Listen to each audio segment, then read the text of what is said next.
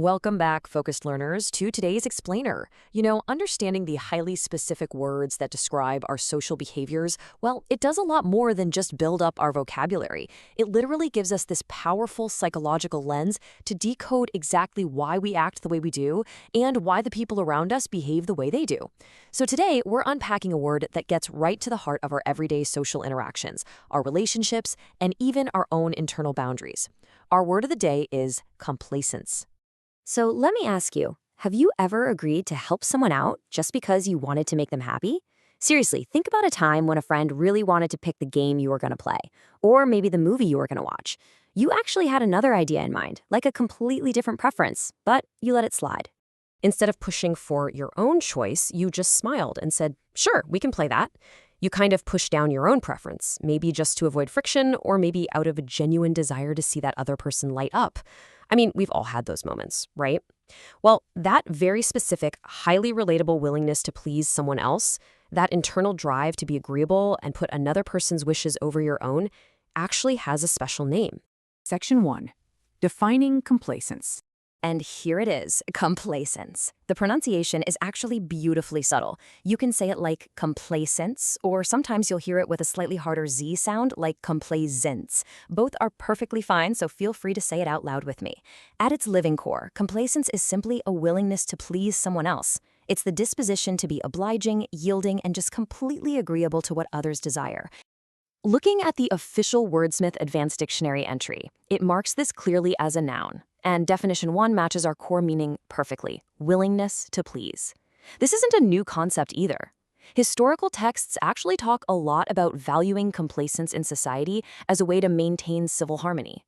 Then definition 2 notes it can also refer to a complacent act itself, the actual real-world behavior of yielding to someone.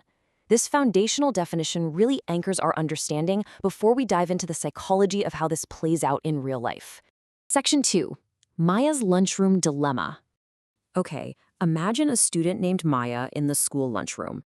Every single day, her friends choose where they're all going to sit. Maya never actually chimes in with what she wants. When someone specifically turns to her and asks, "Hey Maya, do you want to sit by the window today?" she just shrugs and gives the classic response, "Whatever you want is fine." Maya is actively showing compliance here. She's perfectly willing to go along with whatever the group decides, just to please them and keep the peace. Now, what's really fascinating about this concept as a whole is its dual nature. Psychologically speaking, compliance isn't strictly a good or bad trait. It heavily depends on the context and the degree. On the positive side, Maya's compliance makes her incredibly easy to work with. She's kind, she's cooperative, she's a unifying team player. But there's a psychological toll to consider here. If Maya consistently swallows her own opinions just to keep others happy, her compliance shifts into negative territory. Too much of it means she's literally erasing her own needs.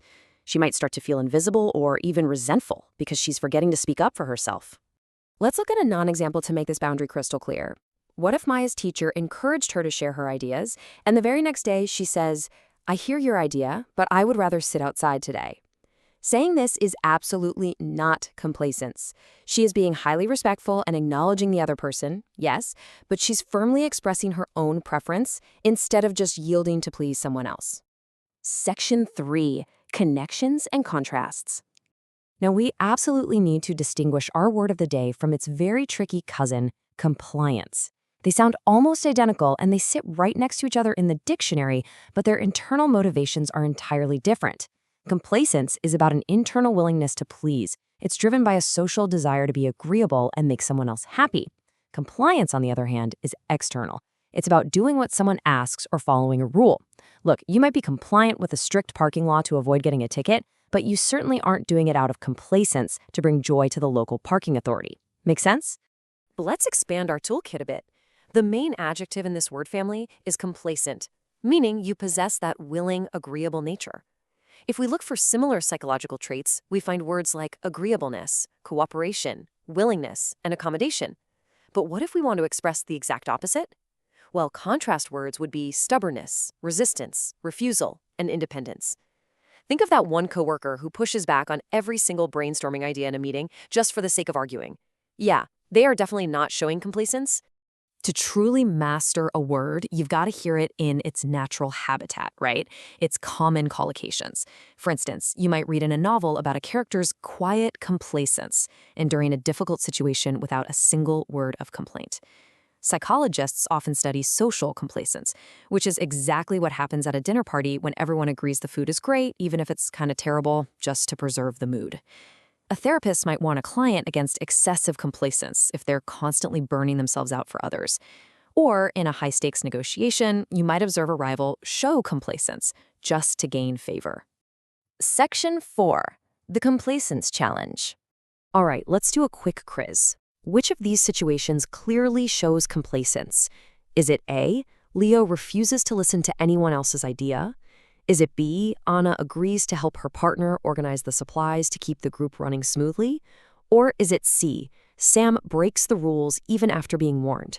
Take just a second and lock in your guess. Got it? The best answer is B, Anna. Why? Well, because Anna is driven by an internal motivation to accommodate. She wants the group to be harmonious, so she actively shows a willingness to please and help her partner out. Leo is showing stubbornness, a direct antonym to our word. And Sam? He's showing non-compliance, blatantly breaking an external role. Anna is the only one really demonstrating that cooperative, agreeable nature that perfectly defines complacence.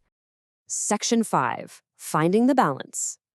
As we wrap up, I want you to remember this living court metaphor. Compliance is about bending toward another person's wishes. Picture a tree leaning in the direction of the wind. That flexibility, that quiet willingness to accommodate someone else's breeze is the pure essence of the word. It's a wonderful empathetic trait that fosters deep harmony and kindness in our human relationships. After all, trees that can bend don't snap in a storm. But I do want to leave you with a bit of a provocative thought. Are you showing too much compliance in your own life?